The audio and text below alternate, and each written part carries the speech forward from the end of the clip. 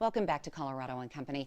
I want you to imagine the loss of the ability to communicate, to walk, to feed yourself, or to hold your parent's hand by the age of 2. That's the reality for thousands of children across the world affected by Rett syndrome. It's a debilitating neurological disorder diagnosed almost exclusively in females. There's ongoing research to learn more about Rett syndrome, and coming up in August, you can walk and roll towards a cure.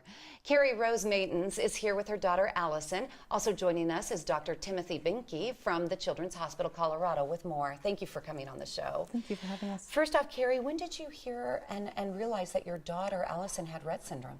We didn't know that that's what she had until she was 3 years and 4 months. And actually, her preschool director diagnosed her. Oh, really? Yes. So she's seen it before then, obviously. She had seen it 20 years before. What is life like for Allison on a daily basis? She goes to school when school's in session. Right now, with it out, she gets daily therapies, both in-home and we go out for them. We like to take her out into the community. She's a very social person. Yeah, she likes to be outside and enjoy. How did you learn about the Rett Association, the Rocky Mountain Rett Association? And then talk about how they've helped and support you and Allison.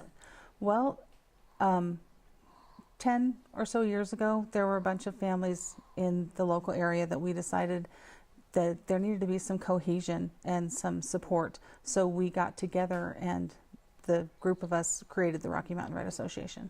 Very nice. And there have been times that we will get specific donations from companies, and I'm thinking of one that they wanted to get therapy equipment for families in their homes, so we distributed the funds to the family to get therapy equipment. Oh, you're blessing so many other people. That's yes. Wonderful. If you'd like more information, their website is rmrett.org. That's rmrett.org.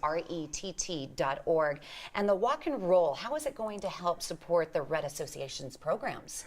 Well, it's the walk and roll, let me tell you a little bit about it, is a fun family event. It'll be happening on August 12th, and we walk around the lake at Clement Park. And we have a chuck wagon lunch. We have games and face painting, and we're going to have Disney princesses and fairies this year. And we also have live and silent auctions, and we have. I understand you're dedicating the walk to a young lady by the name of Eva. Absolutely. Miss Eva suffered from Rett syndrome more than a lot do, and she wasn't able to overcome that, and she just passed away on the 21st, 17 days shy of her 10th birthday. I'm so sorry. God bless you and your family, and it's wonderful that you're walking in her honor, and many others can walk also. Please go to the website rmrett.org and you can help out. Dr. Binke, what is the Rett Clinic, and can you tell me how many Rett clinics are around? So the Rett Clinic started in 2011 when we had our first Rett Clinic, and basically Rocky Mountain Rett Association partnered with Children's Hospital Colorado to set this up. It's a special clinic. We're one of only a few in the country, and none do it the way we do it, and that's why we need Rocky Mountain Rett's support.